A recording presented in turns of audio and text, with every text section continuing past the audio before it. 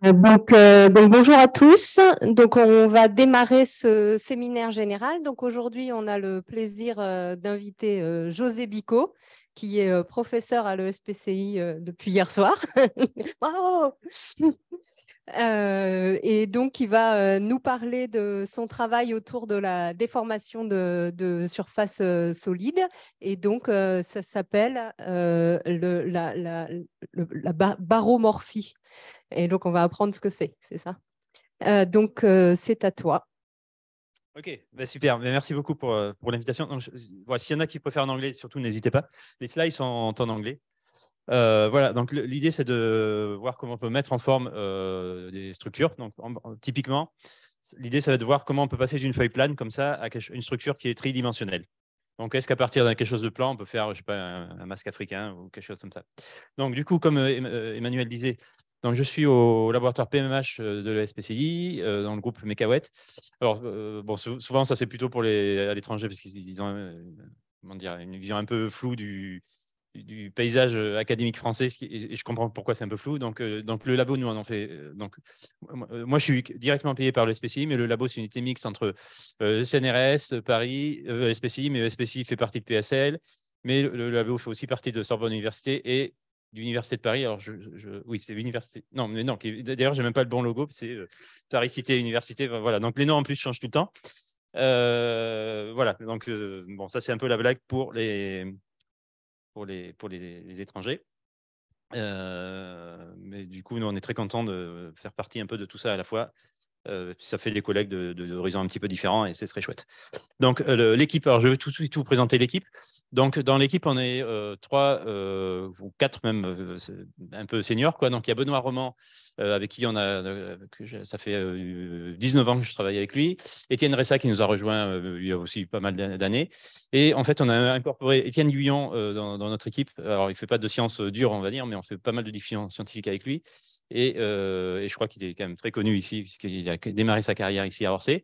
Et voilà, et donc on a un groupe d'étudiants et un postdoc, Alejandro. Et voilà, donc je vous raconterai un petit peu ce que font tous ces jeunes. Voilà, donc comme je vous disais, l'idée c'est de faire des structures qui changent de forme. Alors, première chose qu'on peut faire, c'est peut-être regarder dans la nature. Donc moi, il y a un exemple que j'aime beaucoup qui est la pomme de pin. Donc vous savez que si vous prenez une pomme de pin, quand elle est sèche, les écailles sont ouvertes. Quand vous la mettez dans l'eau, les écailles se referment. Et si vous faites sécher, ça va se rouvrir. Donc là, j'ai un joli film de Hamaco. Nos collègues d'Hamaco, que peut-être vous connaissez, ils font des super vidéos sur des tas de choses. Alors, le grand truc, c'est construire en terre, mais ils font aussi de jolies choses sur des choses naturelles. Et donc, dans la vraie vie, ça va durer une journée, un jour et demi. Mais quand vous laissez une pomme de pin sécher, vous allez voir que les écailles s'ouvrent. Jamais on mettait dans l'eau, ça va se refermer. Et donc, on va se demander, mais comment ça fonctionne? En fait, le fonctionnement est assez simple. Si vous prenez une pomme de pin et que vous la sectionnez et que vous regardez si vous regardez une écaille dans son épaisseur, vous allez voir qu'il y a deux zones. Il y a une zone un peu plus claire que l'autre. En fait, c'est fait de deux bois différents. Alors, dans le détail, c'est les orientations des fibres qui sont différentes. Et en fait, vous savez que le bois, quand on le met dans l'eau, il a tendance à gonfler. Et donc là, il se trouve que la partie noire gonfle plus quand on la met dans l'eau que la partie blanche. Et du coup, ça va faire un effet bilame. Okay, donc, si vous mettez, c'est un effet classique. Donc, si vous avez deux matériaux qui veulent s'allonger de manière différente, ou par exemple celui du dessus qui veut s'allonger plus que celui du dessous, et que les deux doivent rester attachés, ben alors, en fait, vous allez courber le bilame.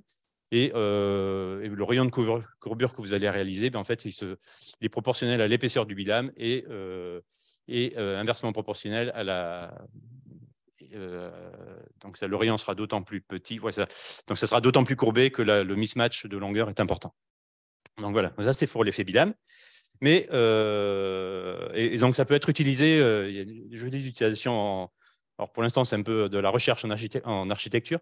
Donc il y a le groupe d'Akim Menges qui est à Stuttgart, qui font des architectures un peu innovantes. Et par exemple, ils veulent utiliser cet effet de bilame pour faire peut-être des fenêtres ou des ouvertures qui permettent de laisser passer la lumière ou pas en fonction des conditions environnementales. Donc si fait sec, ça s'ouvre, et s'il pleut, ça se referme. Donc là, je crois que j'ai ça fait une vidéo. Ouais, voilà. Et donc, alors évidemment, là, c'est un peu accéléré, mais voilà, on peut avoir des ouvertures comme ça qui ouvre et ferme en fonction des conditions environnementales. Et alors, ce qui est sympa dans ces trucs-là, c'est qu'il n'y a pas de, il y a rien d'électrique, c'est complètement passif. Il n'y a pas besoin de mettre de moteur. Enfin, ça marche tout seul et c'est voilà, assez robuste. Mais dans ces effets Bilham, en fait, la chose qu'on fait, ça va être en fait, on fait une courbure. On courbe.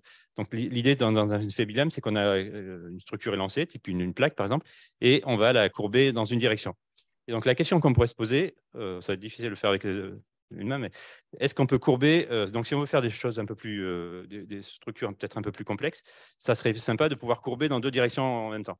Et là, on sait que si je prends une feuille de papier et que j'essaie de la courber dans deux directions en même temps, tiens, il y a un truc, je pourrais la mettre sur ma tête pour la courber dans deux directions en même temps, d'une main, ben, ça va faire des plis, basiquement. Ça va faire des singularités et ça fait des choses compliquées. Alors, quel est le problème qui est sous-jacent? En fait, c'est un problème qui est connu depuis longtemps. En fait, on connaît ce problème depuis qu'on essaie de faire des cartes du globe terrestre. En fait, on sait bien que si je veux faire une carte plane du globe terrestre, quelque part, il va falloir distordre les continents.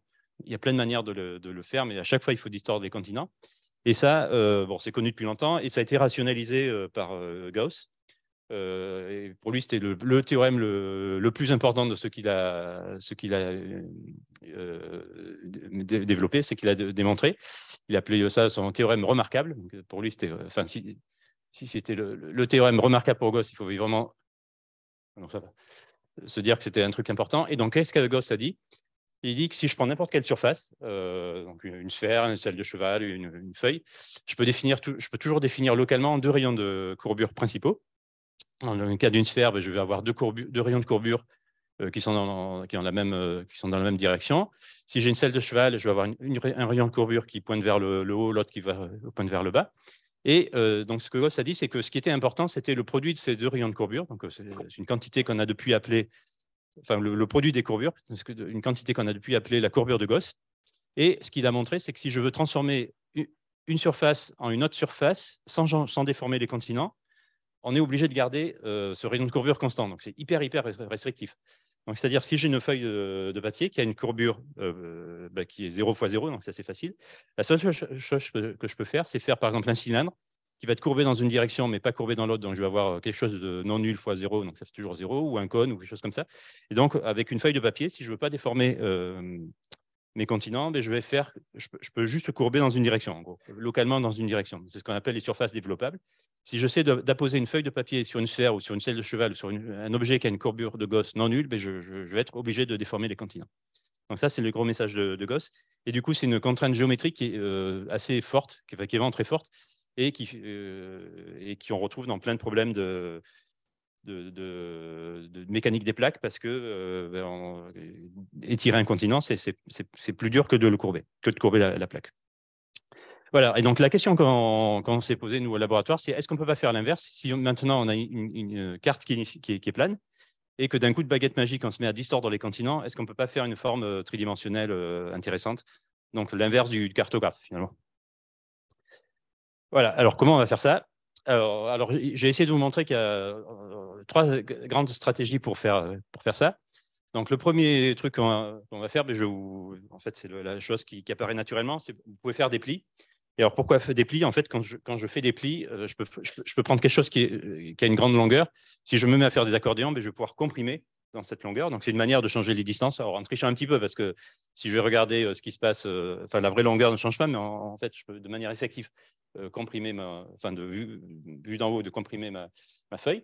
Je peux aussi couper. Je vais dire, je vais sectionner ma feuille. Donc évidemment, si je coupe, c'est facile, ça va être facile de séparer mes éléments ou peut-être de les ramener. Donc, ça, c'est une autre manière un peu de tricher. Et puis, une autre manière, ça va être d'étirer ou de faire grandir ma feuille. Donc, si j'ai une feuille un peu élastique, je peux imaginer que je peux carrément l'étirer. Donc, c'est une manière de déformer les continents. Donc, on va essayer de voir ces trois stratégies. Voilà, avec des petites démonstrations. Alors pourquoi? Alors, on peut se demander, mais pourquoi finalement quand j'essaie de courber dans des directions, pourquoi un des trucs naturels, c'est de faire des plis? Pourquoi ça se froisse? Pourquoi ça fait des plis? En fait, il y a un argument tout simple qui est de se demander si, par exemple, je me mets ah oui, là, OK. Si je me mets... Oui, en fait, c'est ça. Je peux me dire quelle énergie, si j'étire ma feuille ou si je la comprime d'une certaine… donc, j'ai une feuille qui a une certaine longueur L, et je vais l'agrandir. En fait, j'aurais dû mettre, pour que ce soit plus logique, j'aurais dû la réduire de delta L en la comprimant dans le plan, sans faire de pli. Ben, en fait, je peux définir une énergie de stretching ou de compression. Et cette énergie, en fait, elle est proportionnelle E, c'est le module de Young de la feuille, donc au matériau. Elle est proportionnelle à l'épaisseur de la feuille, à la surface de la feuille, et au volume de la feuille, pardon, déformée. Donc l'épaisseur fois la longueur fois la largeur, et fois le carré de la déformation. La déformation, c'est de combien j'ai varié, enfin, c'est la variation relative de la longueur, donc c'est le delta L sur L. OK. Alors, je peux choisir de faire ça, mais je peux aussi me dire, en même temps, si je comprime ma feuille, peut-être qu'elle va se déformer, elle va adopter un certain rayon de courbure. Et je peux aussi me demander quelle est l'énergie mise en jeu par ce même déplacement delta L. Okay, mes deux mains, je les rapproche de delta L, mais je vais me demander quelle est l'énergie mise en jeu. Et donc là, ce qu'on va voir, c'est que ça va faire entrer en jeu le module de flexion. Et alors, le module de flexion, il fait aussi intervenir le module de Young. On sent bien que c'est le même matériau, donc ça devrait aussi être proportionnel. Mais ça fait le module de flexion fait intervenir le cube de l'épaisseur sur le rayon de courbure au carré de la feuille. Donc, plus c'est courbé, plus ça coûte cher. C'est proportionnel à la surface, on s'en doute bien. Et du coup, au final, on a une énergie donc, qui va être proportionnelle. Dans le premier cas, c'était proportionnel à l'épaisseur du matériau. Et dans l'autre cas, ça va être proportionnel au cube du matériau. Et donc, quand on a une structure élancée, donc une feuille très fine, eh bien, on sait bien que le cube décroît beaucoup plus vite que la variation linéaire. Et donc, du coup, si j'ai quelque chose qui est très fin, ça va coûter beaucoup moins cher de faire des plis que d'étirer ou de comprimer dans le plan mon matériau. Okay, et donc, c'est pour ça que de manière générique, on va plutôt faire des plis que de comprimer dans le plan le matériau. Okay, donc, c'est pour ça que les feuilles minces se froissent. OK, et alors du coup, une manière finalement de changer les distances, comme je vous disais, c'est de faire plein de plis. Et donc, si on veut enrober un bonbon, on peut le faire en faisant plein de plis. Donc, ce qu'on a fait avec Jérémy Hur et Adrien Bens au laboratoire. Et donc, on avait alors, je ne vais pas vous décrire les détails, mais je vais juste vous présenter la manip. En fait, là, une chose qu'on avait faite, c'est de prendre deux calottes sphériques, de mettre entre elles, de faire une espèce de moule sphérique, si vous voulez, de forcer une feuille plane, de comprimer une feuille plane entre les deux, de forcer une feuille plane de rentrer entre ces deux calottes sphériques. Et donc, on obtient plein de petits plis à la périphérie du fait que je transforme une feuille en une calotte sphérique. Voilà, alors ça, c'était la manip. En fait, dans la vie de tous les jours, vous avez exactement le même genre d'effet. Si vous voulez rendre quelque chose de stretchy ou de transformer une feuille plane en quelque chose de courbé, en fait, pendant quelques années, même encore… On a eu à faire ça assez souvent. Donc, si vous prenez un masque, par exemple, vous avez déjà des plis qui sont faits.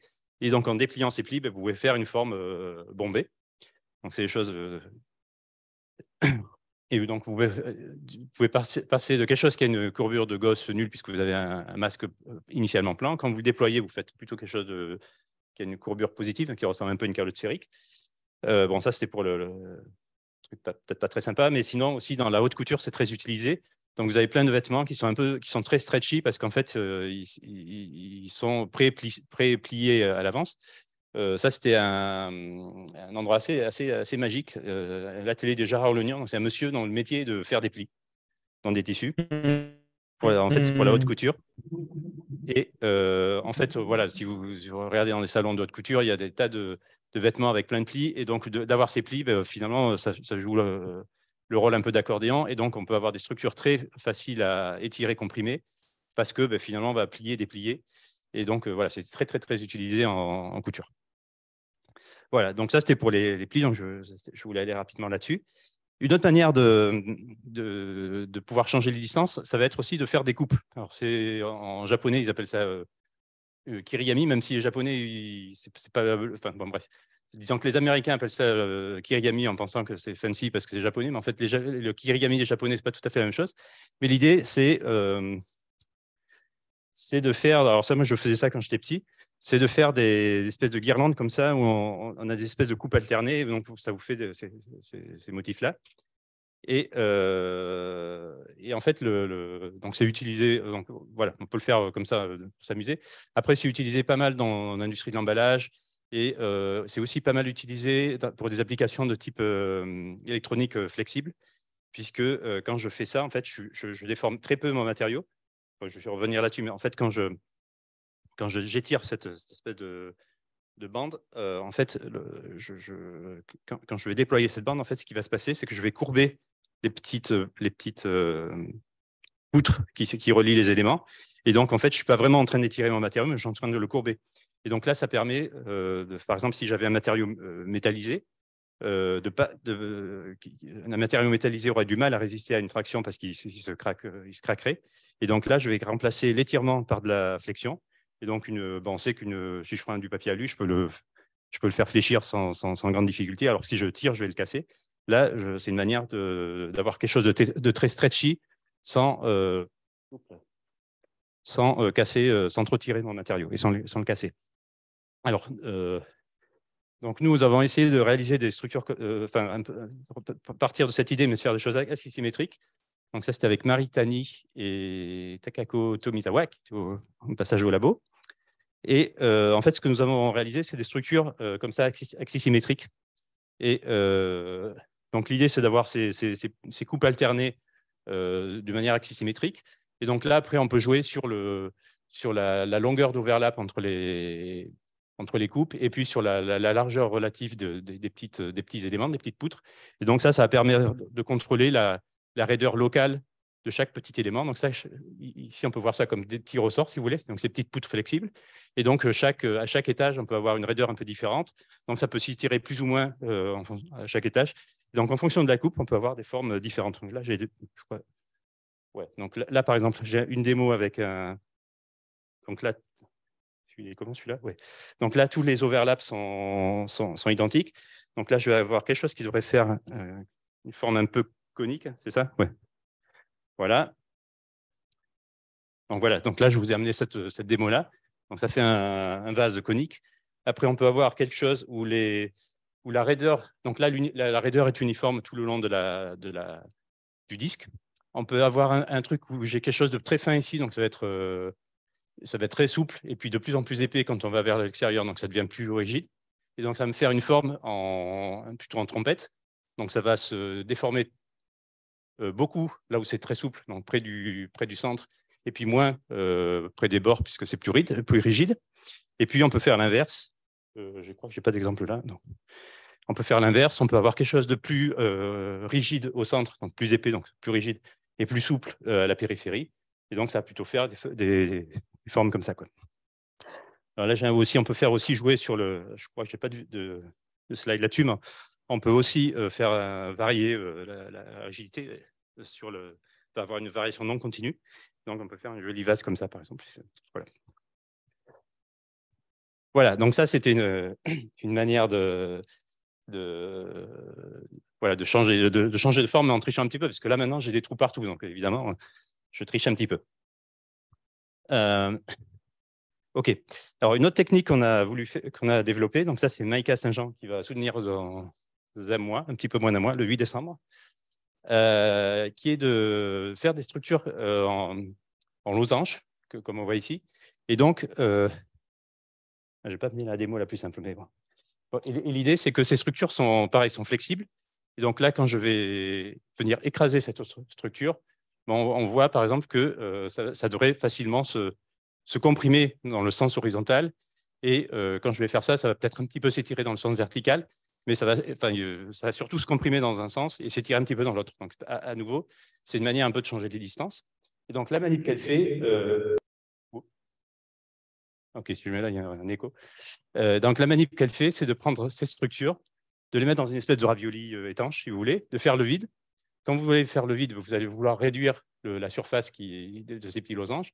Et donc, ça va se comprimer comme ça dans une direction spontanément. Alors, si on fait ça avec un truc linéaire, bon, ce n'est pas très intéressant, enfin, ce n'est pas très marrant.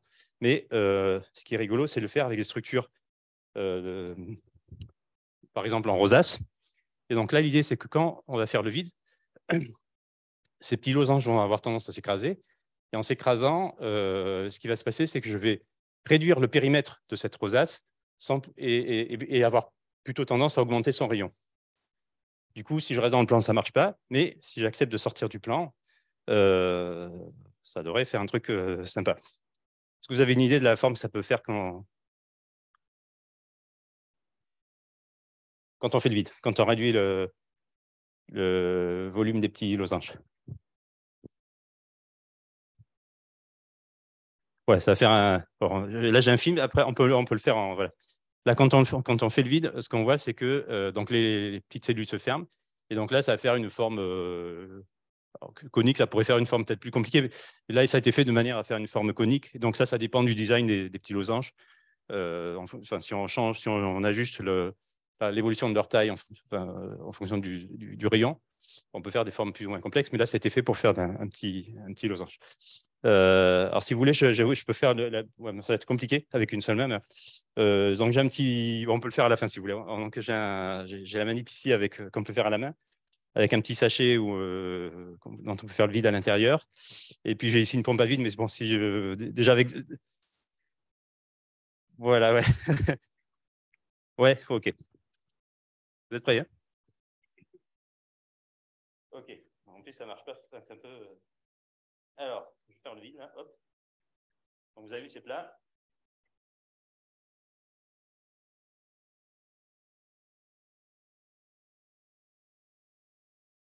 Donc, déjà, il faut vider l'air qui est dans la poche. On pourrait le voir. Hop.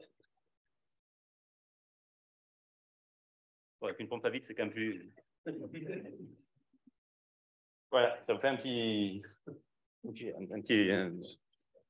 chapeau. Voilà, donc ça, c'est ce que fait Maïka. Alors, elle le fait dans plein d'autres situations. Alors, si je peux vous montrer un autre truc qui est rigolo. Donc, en fait, on peut donc, dans les cas que je vous ai illustrés, là, c'était des petits losanges qui se collapsaient complètement quand on faisait le vide. Après, on peut dire, ah, mais il y a une manière de contrôler le changement relatif de longueur, qui est de mettre des petits bloqueurs à l'intérieur des petits triangles, de telle sorte à contrôler jusqu'à quand quel est le degré de fermeture des petits losanges. Et donc là, par exemple, j'ai un système où ça va se fermer beaucoup au centre et peu à la périphérie, parce qu'il y a des bloqueurs tout de suite à la périphérie qui vont empêcher les petits losanges de se fermer, et au centre, il n'y a rien qui empêche de se fermer. Et donc, quand on fait ça, hop, vous voyez, ça veut faire une espèce de petite caténoïde. Ça pourrait faire une hélice aussi, mais l'hélice, ouais, comme c'est un peu rigide, donc une hélice serait aussi une solution. Mais là, ça préfère faire une caténoïde. Okay. Voilà, donc ça, c'est ce que fait Maïka. Et voilà, et du coup, je vais aborder la troisième stratégie. Donc, je vous ai dit que j'avais 3 stratégies. Et donc, alors à nouveau, on s'est dit, bon, regardons un peu ce qui se fait dans la nature. Et il y a un exemple qu'on aime beaucoup, c'est ces petites algues. Ça s'appelle Acetobularia. Et en fait, ces algues, en fait, c'est composé, enfin, c'est tout petit, hein, ça fait 5 mm de taille. Donc, ces algues sont composées d'une tige, on voit ici en blanc. Et sur ces tiges, il y a un petit chapeau qui est ici en vert. Et quand on regarde le petit chapeau, en fait, on a des formes différentes. Alors, il y en a beaucoup qui sont à peu près plats. Il y en a qui ont une forme ici un peu de bol. Et puis, il y en a qui ont des formes de selles de cheval. Par exemple, en haut, là, on voit bien que ça fait des selles de cheval. Et donc, c'est rigolo. Alors, en fait, c'est étonnant d'avoir cette variété de formes pour le même type d'objet. Et en fait, c'est un problème qui avait été étudié il y a plus de 20 ans par des botanistes. Et en fait, le changement de forme évolue avec le temps. Donc, en fait, ces algues, quand elles sont juvéniles, enfin, sont plutôt jeunes, elles ont une forme de bol. Et puis, quand on attend quelques jours, dizaines de jours, le chapeau devient plat. Et puis, quand elles deviennent âgées, la forme du chapeau prend une forme de selle de cheval. Et donc, ça a pas mal intrigué donc des botanistes, mais après des physiciens, en particulier Julien Dervaux et Martine Benhamar. Et ce qu'ils ont dit, c'est que finalement, il y a 2 manières de réaliser ce changement de forme. En fait, donc là, une algue, c'est un être vivant, et donc les êtres vivants, ils ont tendance à croître. Et ce qu'ils se sont dit, c'est que si cette croissance n'est pas uniforme, alors je ne peux pas croître de manière homothétique. Et donc, ils se sont dit, imaginons par exemple que le chapeau n'est pas une croissance, que le cœur du chapeau croisse plus vite que la périphérie. je me retrouve avec trop de surface au centre et pas assez à la périphérie, et du coup, ça devrait me faire une forme de dôme. On peut imaginer le cas contraire. Imaginons qu'au centre, ça ne croise pas beaucoup, mais que la matière à la périphérie du chapeau croise plus vite. Je vais avoir un excès de longueur sur le périmètre par rapport au centre, et ça devrait me faire une selle de cheval. Donc ça, c'est une technique, enfin une manière, mais on peut imaginer une autre manière qui est peut-être moins intuitive quand on n'a pas trop réfléchi. On peut se dire aussi, imaginons par exemple que les cellules, que des directions qui croisent plus vite dans un sens que dans l'autre, et ça devrait aussi faire des changements de forme. Alors imaginons par exemple que tout soit à peu près uniforme, mais que ce soit pas isotrope. C'est-à-dire qu'imaginons que la direction selon le rayon grandisse plus vite que la direction selon le périmètre. Ça doit aussi donner une forme de bol. Et puis, imaginons que ce soit le contraire, que ce soit le périmètre qui grandisse plus vite que le rayon. Ça devrait aussi donner une forme de selle de cheval. Alors, je vais peut-être illustrer ça. C'est peut-être un peu abstrait pour l'instant. Je vais peut-être l'illustrer par des exemples pratiques. Donc, pour le cas où c'est non uniforme, un truc qui a été beaucoup étudié, en particulier par Eran Sharon et par Ryan Hayward aux États-Unis, qui sont des gels qui peuvent gonfler quand on les met dans l'eau, des hydrogels. Et en fait, en ajustant les propriétés de l'hydrogel, on peut imaginer avoir des hydrogels qui vont gonfler plus dans certains endroits que dans d'autres quand on les met dans l'eau. Et donc là, par exemple, si je veux faire un dôme, ils vont se dire, je vais prendre un hydrogel dont le cœur gonfle plus que la périphérie, et donc ça devrait faire un dôme. Si je veux faire une espèce de truc bizarre là, avec une forme de salade, j'ai qu'à prendre un gel qui va gonfler plus à la périphérie qu'au centre, et ça devrait faire une forme de salade comme ça. Donc les gels, ça va être quelque chose qui est isotrope, ça gonfle de la même manière dans toutes les directions, mais si spatialement ça ne gonfle pas de la même manière, alors je peux faire des formes variées. Donc ça, c'est une solution. Une autre solution, c'est un petit peu plus différent. Enfin, c'est un peu différent, mais c'est un truc qui est pas mal à la mode en ce moment, c'est des choses qu'on appelle des liquid crystal, des élastomères cristaux liquides. Je sais pas si... Oui, ça doit être ça. Et donc, en fait, c'est des élastomères dans lesquels il y a à une petite échelle, il y a une partie des molécules qui sont dans cet élastomère ont des parties qui sont nématiques. Donc, il y a basse température, envie de s'aligner dans une direction. Et du coup, quand on va les chauffer, ces petites entités nématiques vont se mettre dans toutes les directions et vouloir occuper toutes les orientations possibles pour augmenter leur entropie. Et alors, du coup, ça fait des matériaux qui sont tels que, par exemple, si je pars d'un rectangle à basse température, comme on a ici, donc imaginez, vous fabriquez votre polymère à cristaux liquides.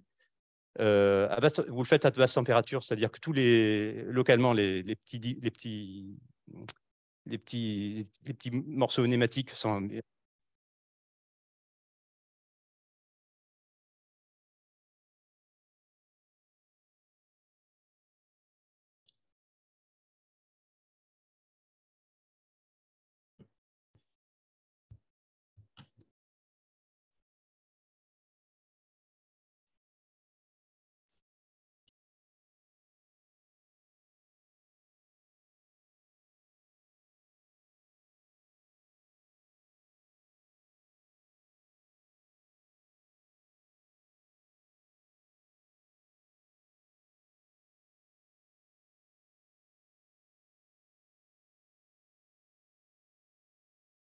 Ah bah voilà.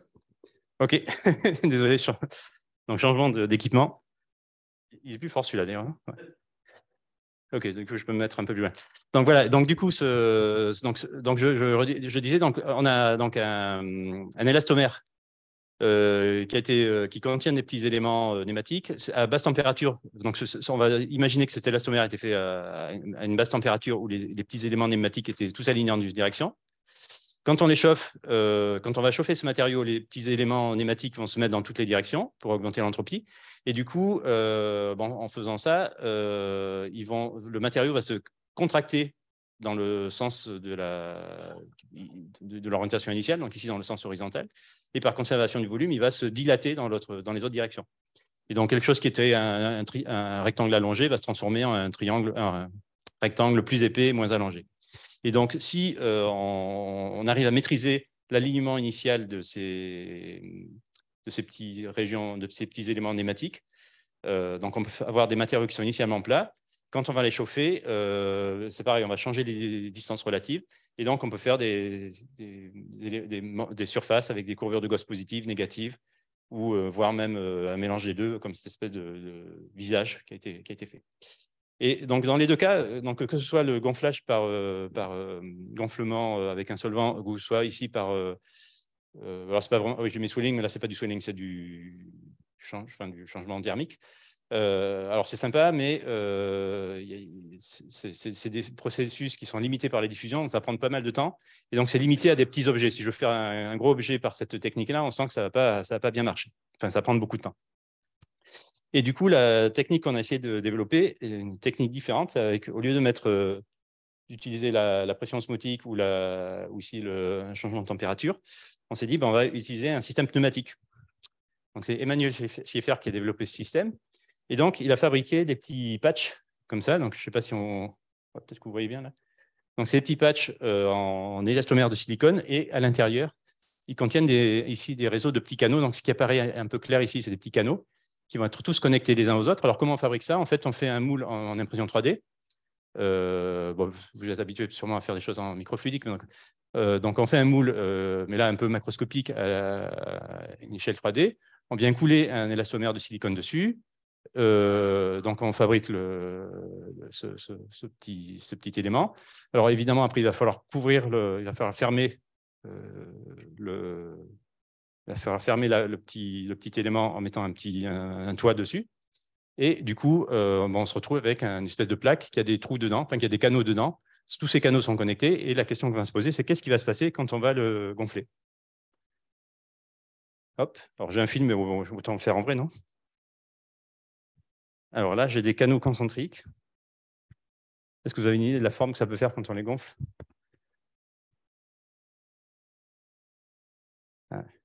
Les oscillations, un dôme, bon, soit l'un, soit l'autre.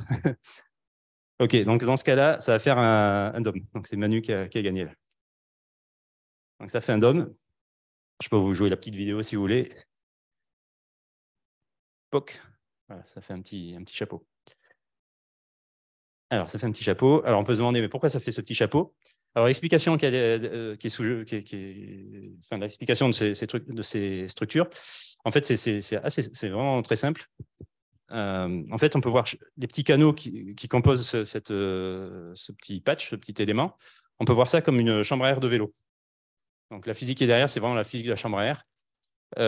Et donc, quand vous gonflez une chambre à air de vélo, en fait, ce que vous allez voir, c'est que ce qui va beaucoup augmenter, c'est la section de la chambre à air. Okay, cette section-là. Par contre, le périmètre ne va pas beaucoup augmenter en proportion, en comparaison avec la section. Alors, si vous gonflez comme des fous, évidemment, tout va gonfler, mais dans un premier temps, ça va être surtout la section qui va augmenter et assez peu le périmètre. Alors, enfin, ça, on peut le montrer par... c'est vraiment un exercice de mécanique assez simple. On peut se dire, ben voilà, si je prends un tube que je mets sous pression, je peux regarder la contrainte dans le longitudinal, je peux regarder la contrainte, on dit orthoradiale, et je vois que la contrainte orthoradiale, juste par des effets de géométrie, est 2 fois plus importante que elle va être proportionnelle à la pression, mais 2 fois plus importante que la contrainte dans le longitudinal. Et puis, si on rajoute les relations de la loi de Hooke pour la déformation, ben en fait, on peut montrer, tant qu'on en reste en élasticité linéaire, que l'extension dans la section est proportionnelle à la pression, et alors que l'extension dans la longueur du tube, a priori, est nulle tant que je reste en élasticité linéaire. Et du coup, alors évidemment, ça c'était pour un tube de vélo, une chambre à air de vélo. Évidemment, là le système que j'ai ici est un petit peu plus compliqué, puisque là on a des petits canaux qui sont rectangulaires, donc il faut prendre en compte, il faut adapter ce que je vous ai montré pour la chambre à air à ce système-là, mais c'est en gros la même chose. Avec des petites, il faut juste prendre en considération le fait que j'ai une certaine densité de canaux, que ces canaux ont une certaine taille. Mais grosso modo, ça va être la même loi que pour les chambres à air de vélo, c'est-à-dire que Donc, si j'ai des canaux ici dans le sens de la longueur, en fait, là, donc quand je vais les gonfler, je vais avoir une déformation transverse proportionnelle à la pression que j'applique, et puis une déformation longitudinale qui est quasi nulle, le temps que je reste en élasticité linéaire. OK ? Et du coup, on a une petite argument géométrique tout simple pour prédire la forme, c'est-à-dire qu'ici, j'ai des canaux concentriques. Du coup, on peut dire, peut-être, je vais regarder deux canaux particuliers, donc c'est deux lignes rouges. Et quand on va les gonfler, ce qu'on a envie, c'est que ces lignes rouges gardent le même périmètre, mais que leur distance augmente. Parce qu'on veut que le rayon de ce disque augmente alors que les périmètres ne changent pas. Donc évidemment, en restant dans le plan, ça ne va pas marcher, mais si j'accepte de sortir du plan, eh bien, je peux, juste en utilisant Pythagore, ce n'est pas plus compliqué que ça, je peux augmenter la distance entre les deux cercles sans pour autant augmenter leur périmètre. Et donc, en fonction de la pression, je vais changer, on peut changer la pente locale en fonction de la pression. Donc la pente va être juste proportionnelle en gros à la pression qu'on applique. Voilà, et je crois que j'ai ça.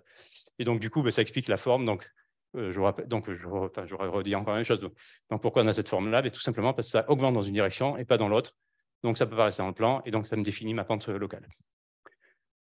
Voilà, et donc à partir de là, on peut jouer sur les formes. Alors, je ne vais pas vous donner tout le... C'est plein de formes différentes. Donc, je voulais vous montrer le masque. Donc, voilà le masque. Donc, là, c'était un peu essai-erreur. Donc, on a essayé de se dire, imaginons l'architecture des canaux qu'il faut pour que ça fasse une forme rigolote. Donc, là, là, on a un masque qui va se déployer. Hop. Je crois que je ne l'ai pas amené. OK, j'en avais un, mais il est resté au labo. Enfin, après, les problèmes de ce truc-là, c'est que ça peut éclater. Et je crois que le celui que j'avais, il a éclaté. Voilà, donc ça, c'était un peu essai-erreur.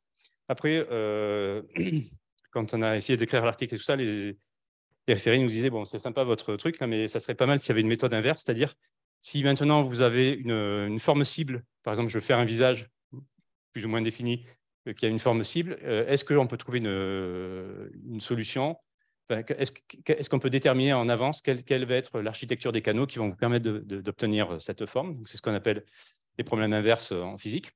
Et en fait, c'est un problème qui n'est pas complètement évident parce qu'il y a plein de solutions possibles qui peuvent nous donner cette forme. Mathématiquement, il y a tout un on ne sait même pas quel est l'espace de solutions, mais enfin, en tout cas, il y a plein de solutions qui peuvent vous donner la bonne forme. Et en fait, parmi ces solutions, il faut trier celles qui ont un sens physique. Évidemment, si je dois tirer de 1000% mon matériau, on sent que ça ne va pas marcher. Et puis, il faut aussi trouver une solution pragmatique. Alors, on a trouvé une solution qui n'est peut-être pas complètement parfaite, mais qui est très simple à formuler, qui est la suivante. Donc, imaginons qu'on ait une forme 3D donnée. On va faire une carte topographique de cette forme. Donc, c'est vraiment comme les cartes topographiques où vous faites des lignes d'égale altitude. Et plus les lignes sont rapprochées, plus la pente va être élevée. Plus les lignes sont distantes, plus c'est plat. Donc, vous faites vos lignes d'égale altitude. On va se dire, ça c'est parfait pour trouver la position des canaux. Donc, on va dire, les canaux, on va utiliser les lignes d'égale altitude pour définir nos canaux. Et puis, comme on sait quelle est la pente locale, on va se dire, on peut ajuster la pente locale en ajustant la largeur des canaux. Donc, on a ce bouton-là pour régler la pente locale. Et donc, à partir de là, on a une méthode inverse qui vaut ce qui vaut, mais qui permet simplement de faire une forme, de résoudre le problème inverse. Et alors, avec ses défauts, donc là, c'est la forme finale qui était censée ressembler à la forme initiale. Alors, il y a quand même des choses, dans notre approche, il y a quand même des limitations, c'est-à-dire que là, on suppose que la feuille est infiniment fine et que ça ne coûte rien de la courber, ce qui n'est pas complètement vrai. Donc là, comme il y a un certain prix pour courber la plaque, ça va faire des choses plus émoussées que pour faire des détails assez fins, ça risque de pas très bien marcher. Mais malgré tout, ça donne quand même une idée, en tout cas un point de départ pour faire une forme 3D donnée. Voilà, donc ça, c'était pour les plaques élastiques, les plaques en élastomère. Alors, il y a quand même des questions ouvertes. Ces trucs-là, tous ces procédés de moulage, etc., c'est pas toujours très. Ça demande un petit coup de main. Et puis, c'est pas toujours tendance à se décoller. C'est pas forcément ultra robuste au cours du temps. Et du coup, on a un gars qui est vraiment génial, Alejandro Ibarra, qui vient du Chili et qui, lui, alors c'est un geek, il est assez impressionnant. Donc, lui, ce qu'il adore, c'est détourner des imprimantes 3D pour faire des objets pour lesquels ce n'était pas prévu pour. Et donc, lui, son idée, c'est de développer des systèmes où il imprime directement le circuit dans de l'élastomère Et donc, il imprime le circuit à sa guise. Et donc là, c'est super parce qu'il n'y a pas besoin de recoller des morceaux. Et du coup, ça nous fait des matériaux qui sont beaucoup plus robustes mécaniquement. Et donc, voilà, donc, si ça marche bien, donc il a dans des géométries simples, il arrive à bien maîtriser le procédé. Et la question qui se pose, c'est maintenant, est-ce qu'on peut faire des choses plus compliquées que, par exemple, une spirale ou des choses comme ça, un peu simples. Mais en tout cas, ça permet de faire des choses beaucoup plus robustes que mes machins-là qui sont faits par moulage, qu'il faut recoller, et ça pose toujours des problèmes. Voilà, donc ça, c'était pour les élastomères. Alors, une autre technique qu'on a voulu développer, c'est une de mes préférées, en fait, c'est celle-ci. Donc, en fait, on va prendre deux feuilles deux pièces de tissu. Alors, ce n'est pas n'importe quel tissu, c'est du nylon qui est enrobé, qui est recouvert d'un film thermo-adhésif. Donc, c'est exactement le même genre de matériau qu'il y a dans les imperméables, dans les équipements sportifs, dans un kawaii, enfin, ce genre de matériaux. Et en fait, ces matériaux, donc on va poser deux pièces de tissu l'une sur l'autre, et avec une pointe chaude. Donc ici, c'est un fer à souder dont on peut programmer le déplacement. On va dessiner une ligne de collage entre ces deux pièces de tissu. Et l'idée, c'est qu'entre ces lignes de collage, on va définir des canaux. Okay, donc, c'est collé sur les lignes noires. Ce n'est pas collé ici, donc on peut imaginer que ça fait des canaux. Et la question, c'est qu'est-ce qui va se passer quand on va gonfler ces canaux? Alors, je peux déjà vous donner un peu une idée du mécanisme. Donc, le mécanisme, c'est vraiment le mécanisme du matelas pneumatique. Donc, imaginez que vous ayez un grand rectangle comme ça et que vous ayez juste fait des canaux verticaux. Okay, touk, touk, touk. Quand la structure n'est pas gonflée, ben en fait, vous avez juste deux pièces de tissu l'une sur l'autre. Et donc, vos tubes ici sont plats. Quand on va venir gonfler le tube, en fait, ce qui est plat va être transformé en un cylindre. Donc, ces canaux vont adopter une forme cylindrique. Et ce faisant, vu d'en haut, je vais avoir une impression que les canaux se contractent. En vrai, je garde la même longueur, mais je suis juste en train de transformer cette longueur, enfin ce trait droit, en un arc de cercle. Et donc, je vais avoir une compression qui va être de 2 sur pi, si on veut faire le calcul, de ces canaux. Et donc, la conséquence, c'est que, bien sûr, la longueur des canaux ne va pas changer, mais la longueur dans la direction ne va pas changer. Et donc, du coup, mon matelas pneumatique, en fait, il va se contracter sur sa largeur, mais sans se contracter sur sa longueur quand je le gonfle. Donc, à nouveau, je fais un mismatch de longueur. Et on se dit, ben là, on peut peut-être faire des trucs sympas. Et effectivement, voilà. Là, j'ai un exemple. Donc là, ici, c'est un peu l'équivalent de tout à l'heure, du disque de tout à l'heure. OK, donc ici, je vais avoir des canaux concentriques. Et quand on va le gonfler, ça va vouloir se contracter dans cette direction, dans la direction radiale. Ça ne va pas vouloir se contracter dans la direction selon le périmètre. Et donc, ça devrait faire une forme qui sort du plan. Est-ce que vous avez une idée de la forme? Donc, tout à l'heure, ça faisait un chapeau. Ce n'est pas intuitif. Oui, une selle, ouais. Hop. Donc, effectivement, ça fait une selle de cheval.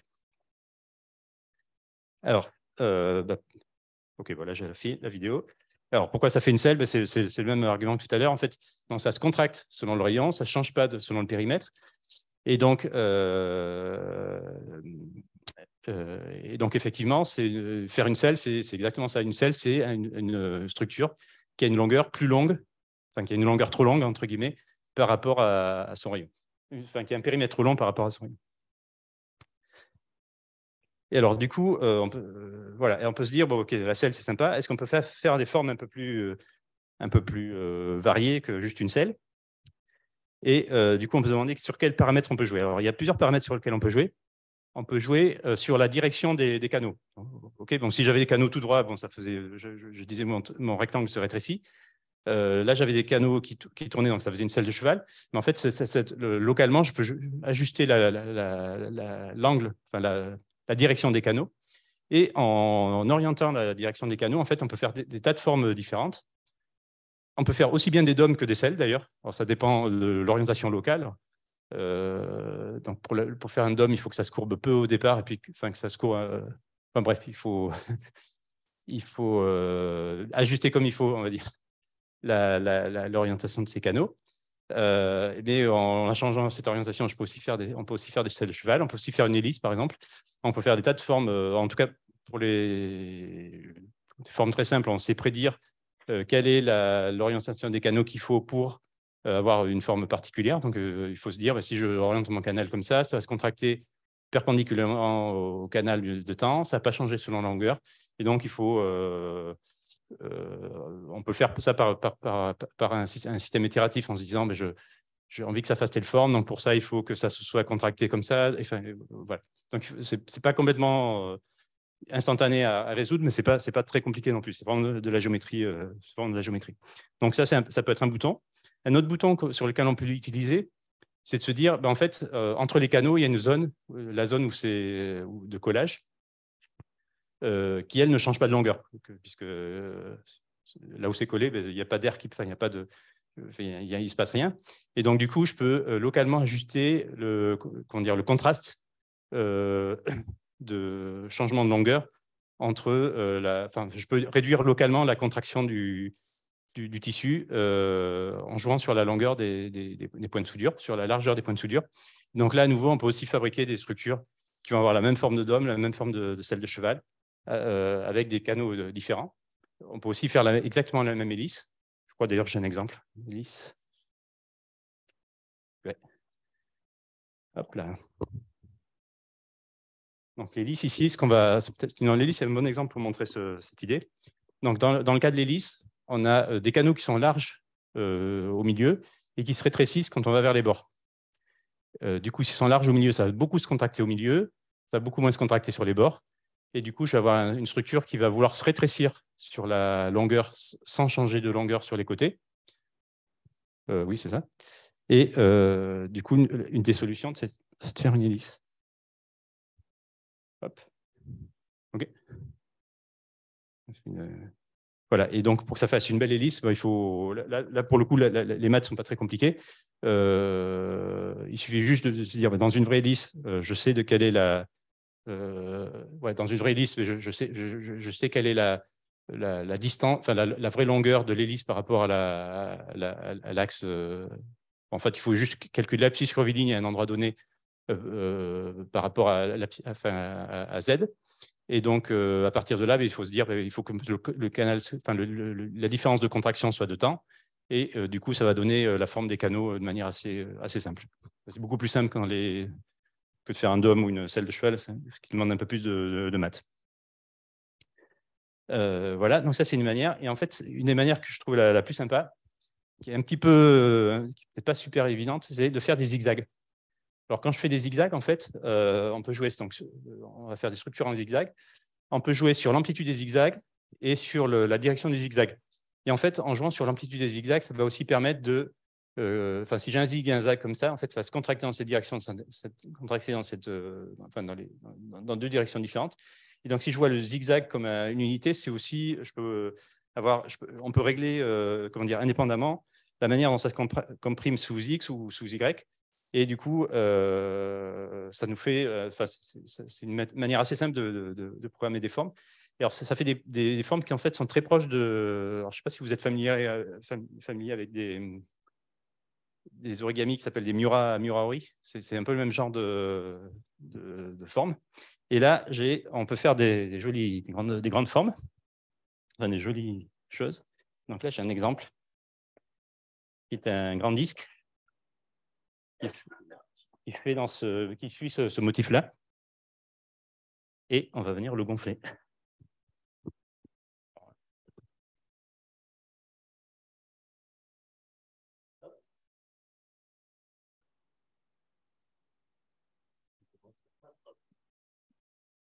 Ok, je crois que je peux tenir le micro. Voilà. Donc voilà, donc là je gonfle. Je ne sais pas si Manu met met la caméra pour ceux qui sont en ligne.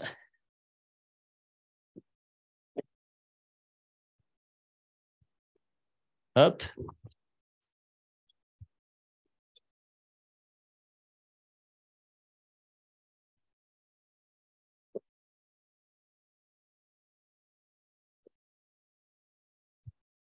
On arrive. Ah, ça fuit.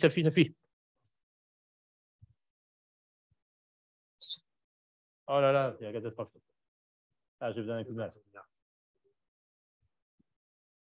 Super, ouais. Parce qu'en plus, le tuyau se déglingue là. Attends, mais là, tu es en train de me... Non, mais là, tu me bouchais le truc. Ah, mince, machin s'est décollé, non?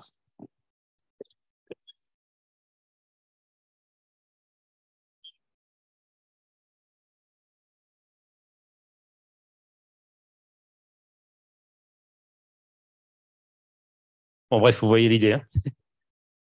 Ok, super, merci. Donc voilà, on peut faire une petite tente pour chien. Voilà, donc là, c'est Manuel qui va gonfler une tente pour humain. Enfin, une version plus grande. Et donc, voilà, il avait une pompe un peu plus performante que la mienne.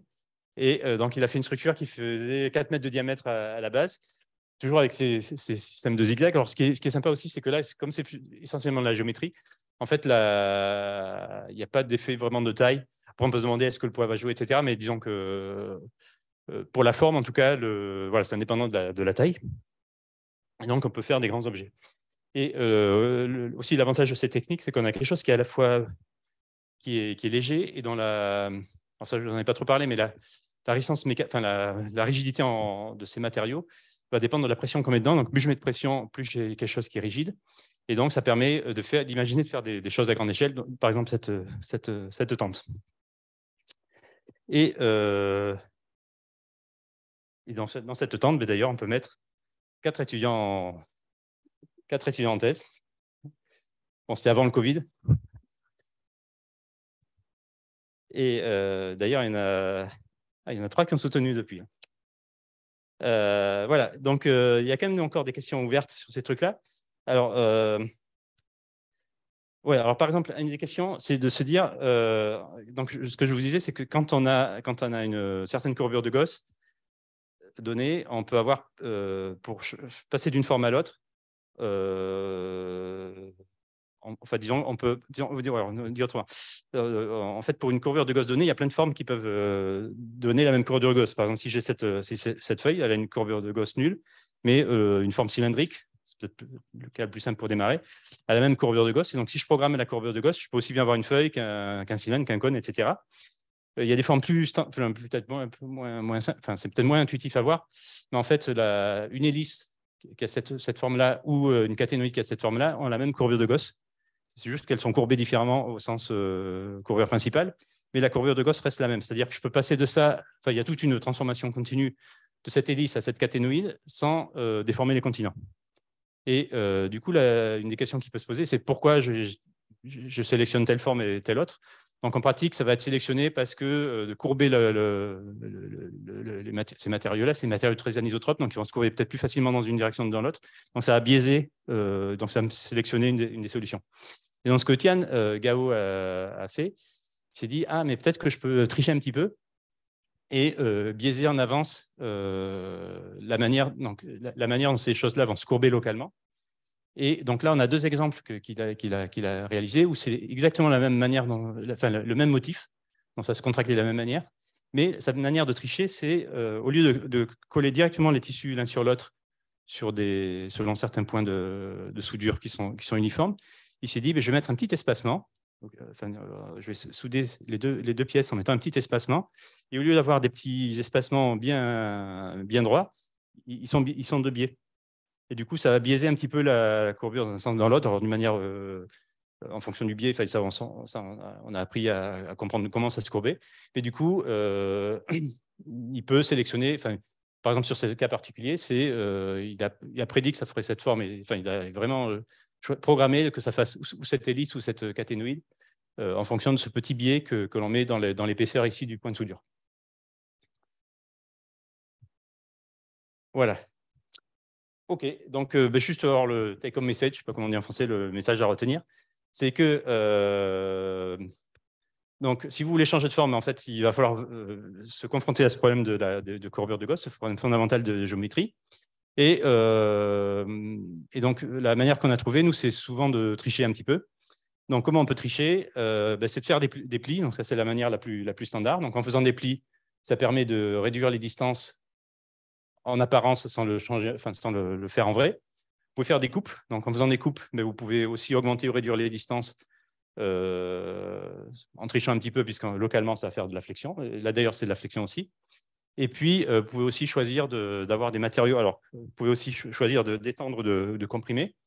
Donc, dans le cas que je voulais présenter ici avec les tissus, ça ressemble quand même pas mal au. En fait, on s'est beaucoup inspiré de ce qu'on avait vu ici avec les plis, parce que c'est vraiment le même genre de. C'est un peu comme si on faisait des plis, mais qui se faisaient tout seul. Mais on peut aussi avoir, donc, en fait, pour illustrer, j'aurais peut-être dû montrer le cas en élastomère qui est vraiment où j'étire mon matériau. Et là, évidemment, si j'étire mon matériau, je change les distances puisque je suis en train d'étirer ma carte, quoi.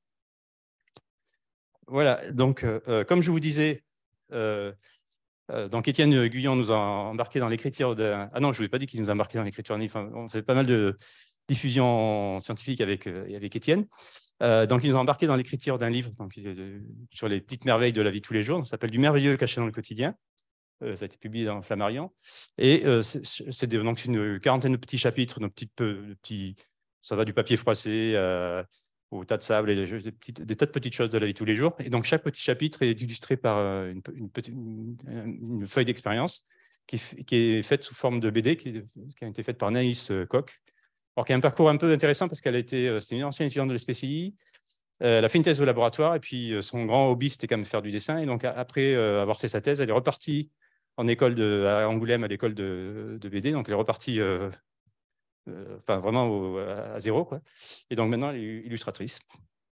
Donc, c'est juste pour dire qu'il y a plein de manières d'orienter sa vie. Ça a été traduit en anglais. Ça s'appelle Hidden Wonders en anglais. Et même récemment, ça a été traduit en chinois. Alors, je ne sais pas vous dire le titre en chinois. Et même en coréen. Voilà. Et voilà. Et sur ce, je vous remercie pour votre attention. J'ai plein d'autres démos là, si vous voulez. Merci beaucoup. Merci beaucoup aussi parce qu'on voit encore plus l'exploit d'être venu en RER aujourd'hui avec tout le matériel. Est-ce qu'il y a des questions, soit dans la salle, soit à distance?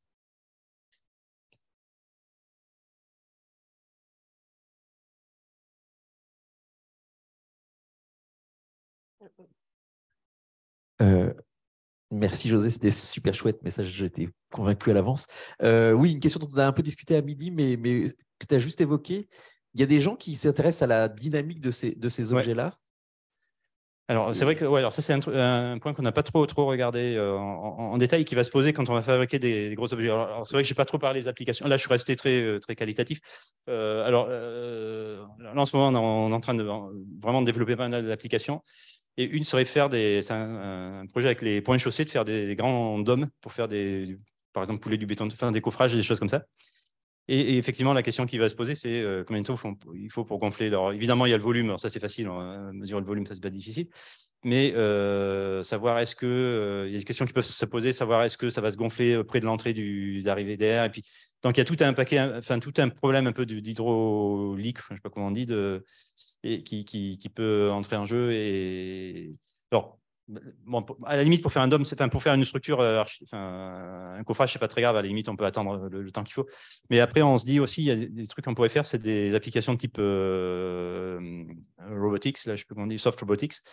Et donc là, on a envie de savoir à quelle fréquence on peut battre Donc, on avait un petit peu regardé ce problème-là, par exemple, sur ces élastomères. Et ce qui limitait, c'était la fréquence propre du système, en fait, dans les cas qu'on avait regardés. Mais parce qu'on était dans des cas où les tubes étaient assez gros et donc il n'y avait pas trop d'effet, il n'y avait pas à prendre en compte la perte de charge type poisoil, etc. dans le matériau. Et donc, ce qui limitait, c'était la fréquence propre de la structure qui pouvait faire qu'on ne peut pas non plus aller infiniment rapidement. Mais effectivement, c'est ces problèmes qui peuvent être qui vont se poser quand on va faire des choses dynamiques. Voilà. Donc là, typiquement, on peut aller sur ces trucs. Après, c'est très qualitatif, mais ce qu'on avait vu, c'est qu'on pouvait aller facilement à 5-10 Hz sans problème. Après, au-delà, on n'a pas trop exploré, mais après, au-delà, on tapait sur la fréquence du matériau, quoi. C'est la fréquence de la structure. Pardon. Ouais, c'est de la mécanique, ça va jamais aller de toute façon voilà, kHz. Hein. Voilà, ouais. Et puis après, est-ce qu'on prend en compte la compressibilité du. Alors, si c'est un gaz, est-ce qu'on prend en compte la compressibilité du gaz qui pousse. Enfin, il y a plein de. Mais c'est une question qu'on n'a pas encore complètement fini d'explorer. Ouais.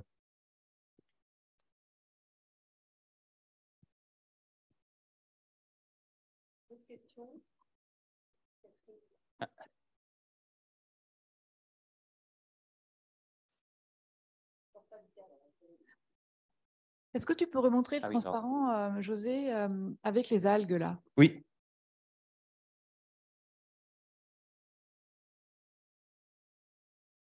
Hop là. Et alors, celui avec l'interprétation, celui juste après. D'accord, ouais. Voilà. Alors, Ouais, c'était pas super clair. Ouais. si jamais c'est l'explication non uniforme, est-ce Oui. que les botanistes ils confirment que l'algue, elle pousse au début de sa vie plus vite au centre qu'au bord et à la fin plus vite au bord? Alors, alors il y a tas de trucs. Alors, il y a tas de trucs sur les plantes. Alors, sur cette algue particulière, je ne sais pas trop le détail parce qu'en plus là, c'est une algue unicellulaire. Donc, mais en tout cas, sur les feuilles multicellulaires, donc ça, il y a des gens de type Areski Boudaoud, par exemple, qui est au Ladix maintenant, qui regardent justement. Donc, quand il y a une feuille qui est composée de plein de cellules. Il s'intéresse à justement ce qui va donner la forme de ces feuilles. Et donc, on peut mesurer les taux de croissance de chaque petite cellule, etc. Et effectivement, quand c'est des petites cellules les unes après les autres, ça va être les cellules, par exemple, qui seront à la périphérie, qui grandissent plus vite qui se développent plus ou qui gonflent plus, qui se dilatent plus que les cellules près du centre. Ça, c'est des choses qui ont été, qui sont mesurées, quoi. Et ça dépend de l'âge, de l'âge de la plante. Ah ouais, alors l'âge de la plante, en fait, non, c'est de la croissance. Ça dépend de la croissance de la plante. Donc, je dis l'âge, enfin, c'est pas le. C'est pas comme nos rides qui apparaissent parce que comment dire, la mécanique de la peau change, c'est juste que les grandeurs changent. Donc, c'est plus la croissance comme dans la morphogénèse chez des animaux, c'est la même chose aussi. Dans nos organes, quand on a des plis, c'est que, en tout cas, la naissance, c'est que pendant la genèse, la morphogénèse, il y a des endroits où ça grandit plus que dans d'autres et ça se traduit par l'apparition de plis, quoi. Ok, merci.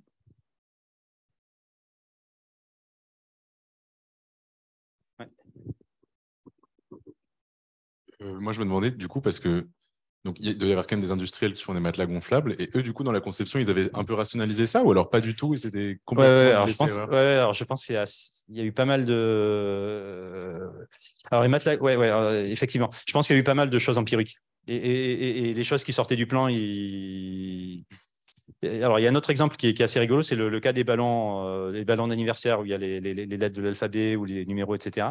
Et en fait, quand on a un ballon, par exemple, si on veut faire un O, par exemple, il ne faut pas prendre un O au départ, il faut prendre un truc qui ressemble à un C. Et en fait, le C se referme quand on le gonfle pour faire un O.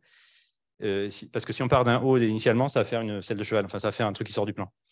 Et on s'était posé la question aussi, on s'était demandé, mais par exemple, si on regarde une bouée, les bouées pour les enfants, là, les bouées qui sont rondes, si on prend 2 pièces de matériaux inextensibles qu'on les soude sur les bords comme une bouée et qu'on les gonfle, ça fait un truc qui sort du plan aussi. Et en fait, sur une vraie bouée, quand on va regarder, si on regarde de près comment c'est fait, en fait, là, c'est pas les deux pièces souvent c'est une espèce de polymère, sont pas parfaitement planes, elles sont courbées un peu sur les.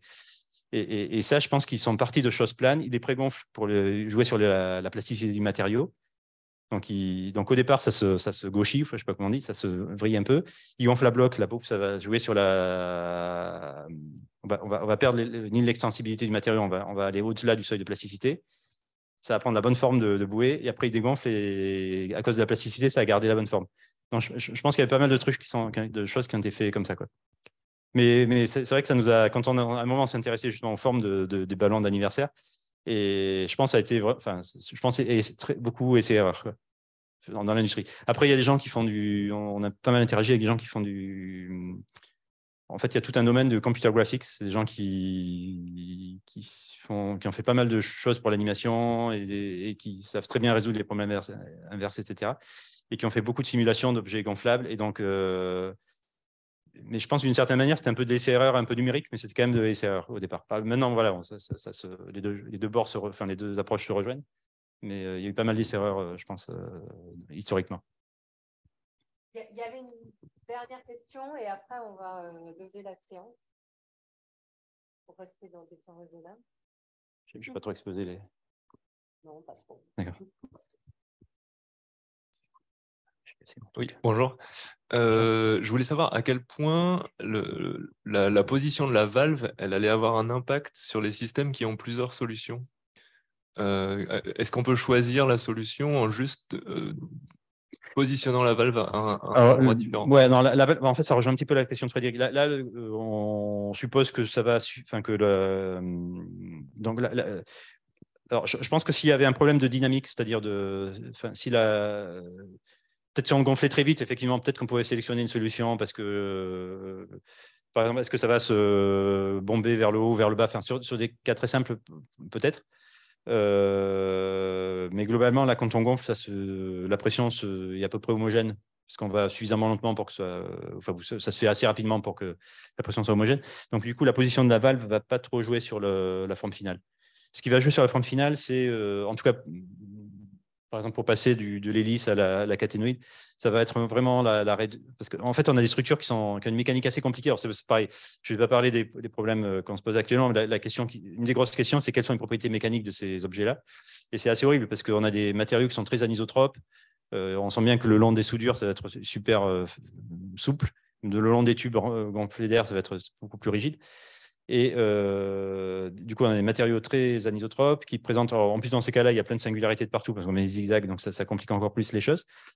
Et du coup, la sélection va se faire sur la forme qui demande moins de courbure. Courbure au sens de courbure principale. Enfin, qui demande moins d'efforts parce que voilà, c'est anisotrope et donc si j'ai une direction privilégiée, c'est ça qui va privilégier. Merci beaucoup. Merci beaucoup à tous et merci surtout à José Bicot.